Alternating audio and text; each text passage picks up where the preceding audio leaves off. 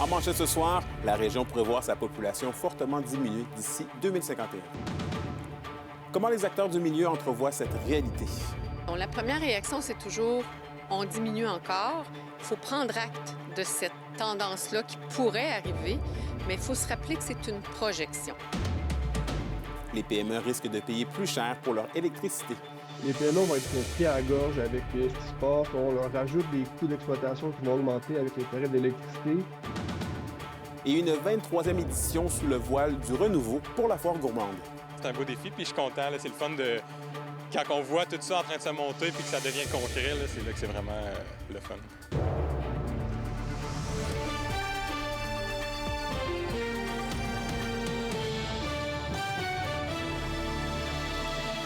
Bon début de soirée, ici Anthony Dallaire et bienvenue au TVA 18h. Parlons démographie, puisque la population de l'Abitibi-Témiscamingue pourrait diminuer fortement d'ici 25 ans, selon les projections de l'Institut de la statistique du Québec. Mais cette tendance pourrait se renverser, selon une élue de la région. Noémie Rondeau nous explique. La population de l'Abitibi-Témiscamingue pourrait diminuer de 13 000 personnes d'ici 2051, selon l'Institut de la statistique du Québec. C'est dans la tranche d'âge des 0 à 19 ans que la diminution pourrait être la plus marquée. Et plusieurs facteurs peuvent expliquer cette potentielle diminution de la population dans la région, notamment le taux de fécondité ainsi que l'immigration. C'est vraiment du côté des migrations interrégionales que les Abitibiennes ont plus tendance à quitter davantage que de recevoir des gens des autres régions du Québec. Puis du côté de la migration internationale, c'est pas une très grosse composante, quoique ça va en grandissant là, au cours des dernières années, comme dans un peu toutes les régions du Québec. La préfète de la MRC du Témiscamingue, Claire Bolduc, croit qu'il faut avoir un plan d'action clair pour donner le goût aux résidents de rester dans la région. Et selon elle, ça commence par une meilleure offre universitaire et collégiale. Est-ce qu'on peut augmenter, améliorer, bonifier l'offre de services pour que plusieurs programmes qui intéressent nos jeunes puissent être offerts en région et que ces jeunes-là choisissent de rester en région? Le choix est clair, puis la documentation est formelle.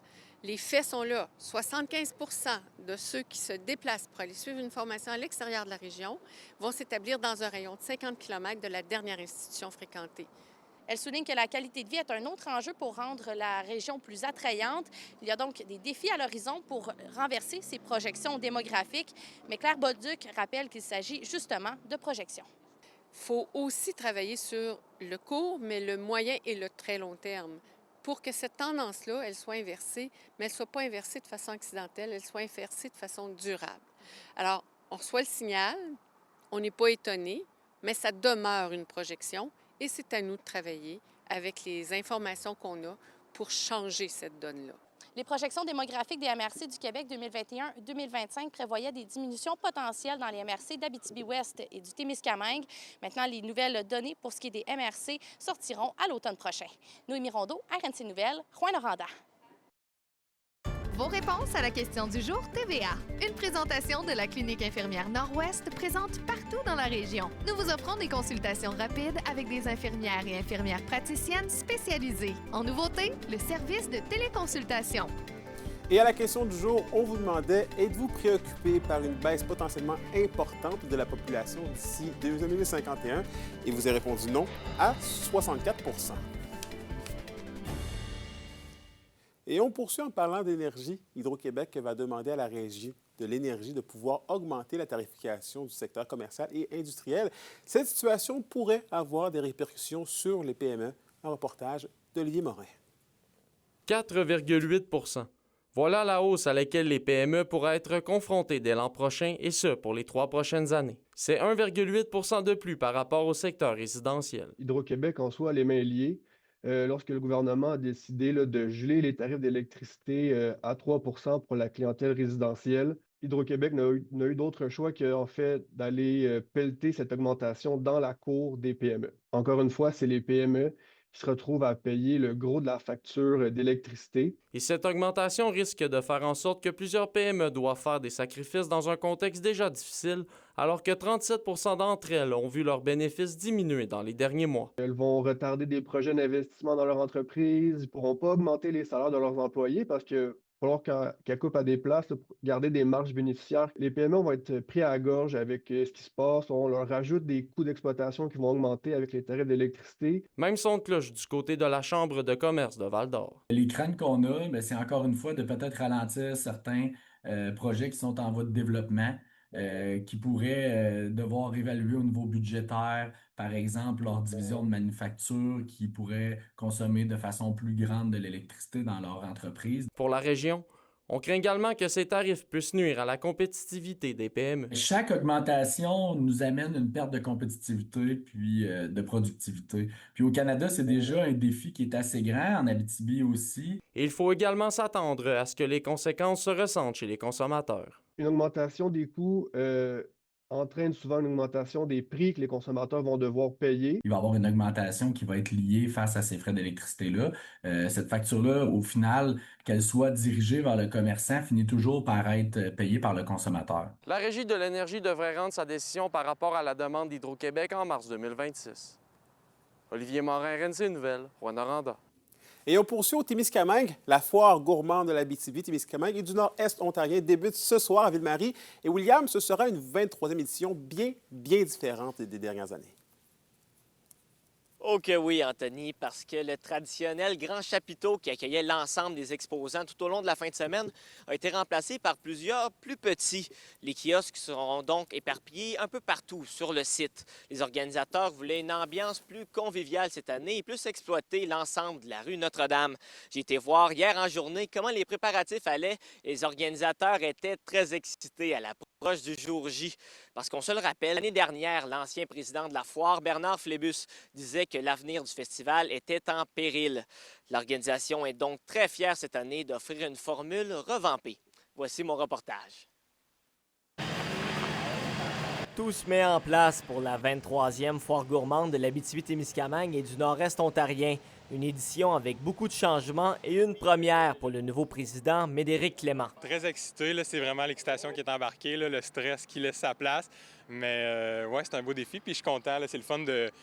Quand on voit tout ça en train de se monter puis que ça devient concret, là, c'est là que c'est vraiment le fun. Parce que la dernière année n'aura pas été de tout repos pour la foire. En mai 2024, son ancien président Bernard Flébus expliquait que l'avenir du festival était en péril à la suite du retrait d'un financement de 60 000 $ de Patrimoine Canada qui avait déjà sabré leur subvention de l'année précédente. L'organisation s'est donc serré la ceinture et cette année, on offre une édition revampée avec plusieurs petits chapiteaux éparpillés sur le site qui accueilleront les exposants. C'est pour ça qu'on essaie aussi d'offrir quelque chose, une expérience différente aux gens, essayer de rallumer l'intérêt des gens pour la foire.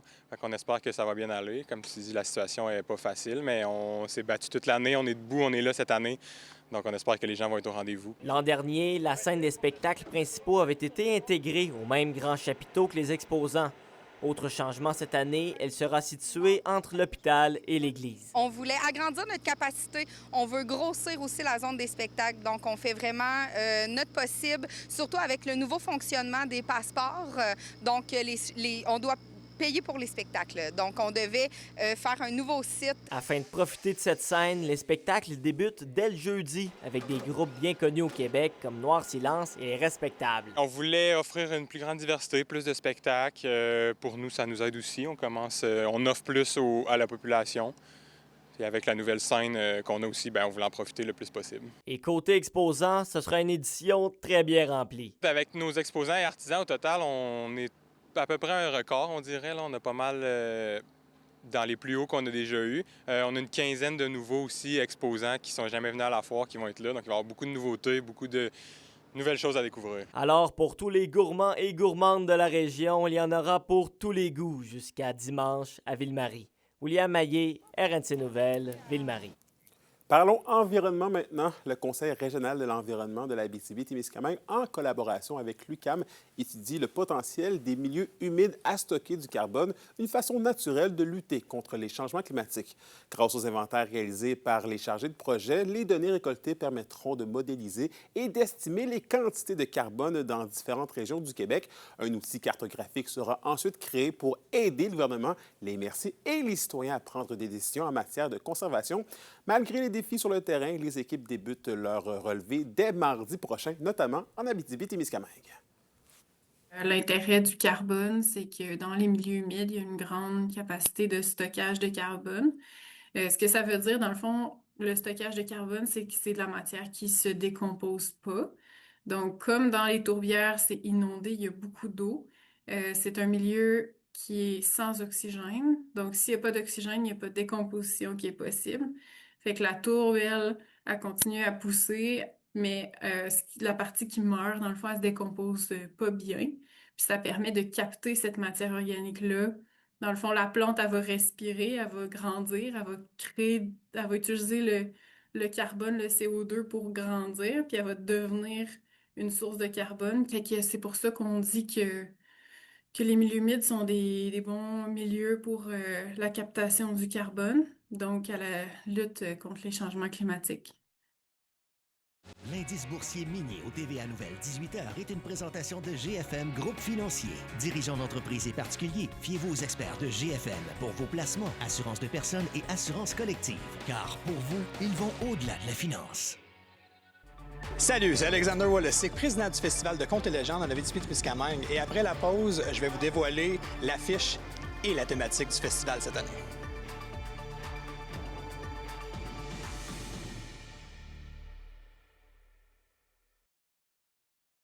Les SADC de l'Abitibi-Témiscamingue et du nord du Québec vous présentent la bonne nouvelle économique TVA. Le 16 juillet, la coop d'initiation à l'entrepreneuriat collectif de Sainte-Terre a officiellement lancé ses activités. Ce projet structurant permet à des jeunes de 13 à 17 ans de développer leur esprit entrepreneurial et coopératif en créant leur propre emploi d'été. Plus de 50 personnes ont assisté à l'événement, découvrant les services offerts par les jeunes et soutenant l'initiative de leurs activités d'autofinancement. Les SADC, partenaires de l'économie de la région.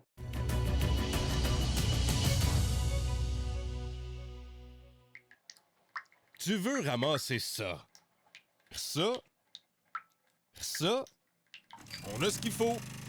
Location MSN de Val-d'Or, fier de célébrer avec vous notre 20e anniversaire et de présenter la chronique culturelle. Des bardeaux, des cabochons, du ciment et un niveau. 300 de livres de clous et 20 tonnes de cailloux, des équerres et des tuyaux, des marteaux et un chapeau. Mais n'oublie pas l'important, la base de fond, point d'appui de ta maison, c'est d'abord les fondations. On vient d'entendre Justine, c'est en sourire et en chanson que l'affiche, la thématique du Festival de Contes et légendes ont été lancées aujourd'hui. OK, oui, Anthony, on le sent déjà que cette 22e édition sera très énergique et surtout pleine de nouveautés qui sont en construction en ce moment. C'est sous la thématique En chantier que le festival a lancé cette nouvelle affiche et cette thématique-là aujourd'hui. Du 16 au 19 octobre prochain, les festivaliers vont pouvoir voir les différents conteurs. Il va y avoir Mélanie Nadeau, Guillaume Beaulieu, Marc-André Fortin, JC Comptoir gastronomique qui vous promet une aventure à travers les contes, les légendes et la nourriture et plus encore. Là, tout ça, il va falloir attendre la programmation complète qui va sortir en début septembre pour savoir vraiment toutes les activités du festival. Mais voici ce qui vous attend en général dans cette 22e édition. Une édition rebâtie à nœud, 100% québécoise, qui retourne aux fondations de ce qu'on veut faire avec le conte en Abitibi-Témiscamingue. Un festival en partie à Val-d'Or, mais aussi à travers la région, à Amos, dans des plus petites municipalités comme Saint-Gertrude-Manville, Macamic, Lassar, Sainte-Terre, le Témiscamingue, qu'on trouvait qui était super important pour un fait. Tu sais, tellement des festivals qui vont dire « Oh, on était le festival de l'Abitibi-Témiscamingue. » Puis nous autres, t'es comme, tu sais quoi, si on est un festival de l'Abitibi-Témiscamingue, on va aller au Témis. Fait qu'on est content d'être capable de faire ça cette année en plus, puis ça va être une belle programmation qu'on a hâte d'annoncer. 100% en chantier, rebâti à ses fondations.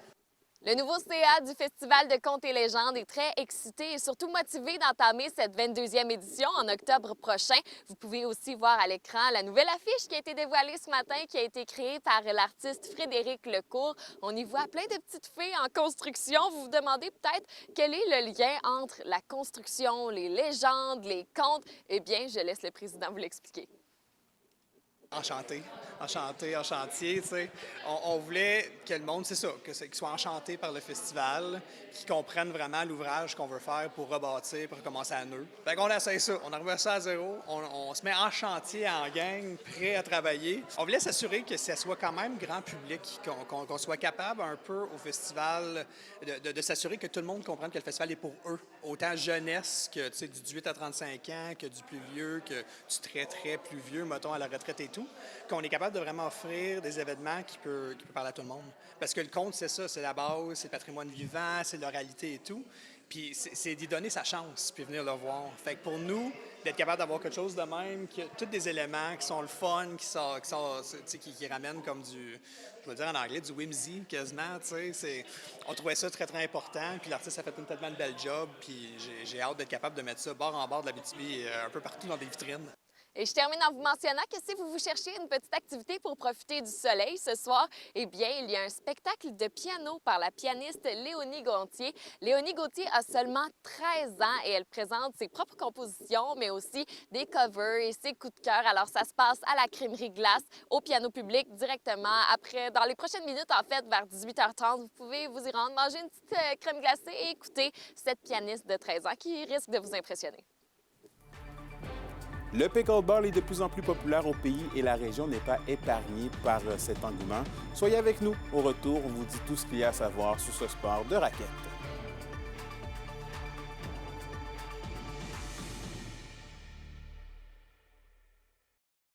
Les sports vous sont présentés par Thibaut Géant, votre concessionnaire de confiance à Rouyn-Noranda, là où qualité et choix se rencontrent. Au sport à Val-d'Or, le pickleball s'impose comme bien plus qu'un simple passe-temps. Il devient un sport de plus en plus reconnu et Zachary Desrosiers nous explique.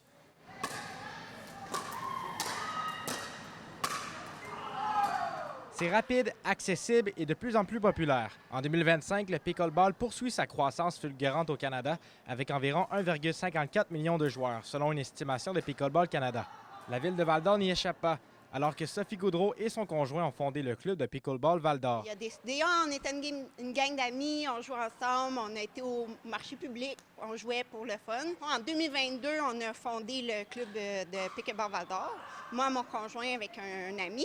Puis là, ça fait notre 4e année là, cette année, puis on voit l'expansion est quand même phénoménale. Le mois dernier, le club a organisé un tournoi qui a attiré 38 équipes de partout en région. Là, on a fait un tournoi pour la première fois sur 2 jours. On a eu beaucoup d'équipes femmes, un petit peu moins de femmes, mais beaucoup d'équipes hommes et mixtes.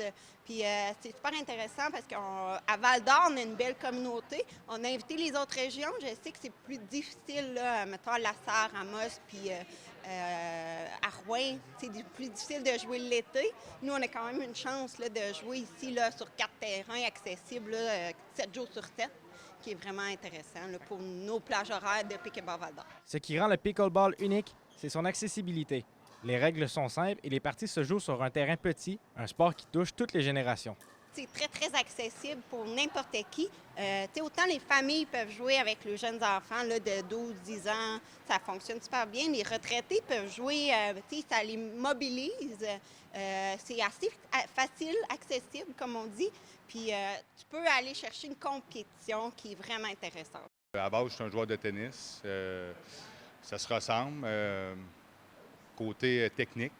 Côté tactique, c'est différent. C'est pour ça que j'ai commencé à jouer. Il y a le côté compétitif, le côté récréatif, bien sûr. Puis c'est un sport accessible.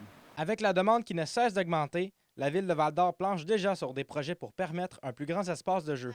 La Ville nous a approchés là, pour savoir un petit peu nos besoins en tant que pickleball Val-d'Or pour des terrains extérieurs. Ils nous ont conçu un beau projet, c'est vraiment intéressant, là, asphalté, où il y a des terrains de tennis présentement, là, de 1 à 4, qui est sur le côté où il y a l'anneau. Puis ils veulent transformer ça en 6 terrains exclusifs pickleball, 2 terrains de tennis, puis ils veulent marquer aussi 6 terrains de pickleball. Fait que la possibilité d'avoir 12 terrains de pickleball, là, ils ont parlé de 2026, là, peut-être 2027. Une raquette, une balle, c'est tout ce qu'on a besoin pour pratiquer le pickleball. Et la vague d'inscription à Val-d'Or ne fait que continuer. Zachary Desrosiers, RMC Nouvelles, Val-d'Or. Et les athlètes de la région du Bloc 2 de la 59e finale des Jeux du Québec ont commencé leur compétition en force hier. Ces derniers ont récolté 4 médailles et pas des moindres. C'est Jules Croteau d'Amos qui a lancé le bal en décrochant l'argent à l'épreuve du contre-la-montre en cyclisme sur route chez les U15. En l'après-midi, Bastien Chénard de Rouyn-Noranda a remporté la médaille d'or au sprint dans la catégorie U15 et Manuel Gauthier d'Amos a remporté la bronze chez les U17 et Léon Lemire de Rouyn-Noranda a pour sa part décroché l'or à l'épreuve du 200 mètres brasse en natation. La météo, une présentation de Nikon Auto de la Sarre, la capitale du pick-up. Où vous y trouverez toujours le meilleur choix, toujours le meilleur prix. Et à la météo, Justine, on commence le mois d'août sous la pluie demain. Exactement, Anthony, mais si on est chanceux, on devrait quand même avoir quelques petits rayons de soleil qui vont venir percer les nuages. Pour ce soir et cette nuit en Abitibi, ce sera partiellement nuageux avec un petit 30 de probabilité d'averse. Alors, ça se peut qu'on ait quelques gouttelettes de pluie et un minimum de 8. Du côté du Témiscamingue, pas de pluie, vous restez au sec. Ça sera seulement des nuages avec un minimum de 11 degrés. Demain, sur l'ensemble du territoire, on aura une alternance de soleil et de nuages avec quelques petites averses de pluie tard en après-midi et même un risque d'orage. Tout ça accompagné d'un maximum de 22 degrés. Et en aperçu pour samedi, eh bien, le soleil et la chaleur seront de retour partout en région avec un maximum de 27. C'était un peu plus frisquet aujourd'hui, mais ça va se réchauffer dans les prochains jours. Là, on va retrouver des belles températures du mois d'août. Parfait. Merci beaucoup, Justine. C'est noté. Et merci à vous à la maison d'avoir été des nôtres ce soir. N'oubliez pas qu'on est sur YouTube et XTVA Abitibi-Témiscamingue si vous voulez aller voir ou même revoir les reportages de nos collègues. Sur ce, je vous souhaite de passer une belle soirée. Nous, on se retrouve bien évidemment demain pour la suite des choses. D'ici là, prenez soin de vous.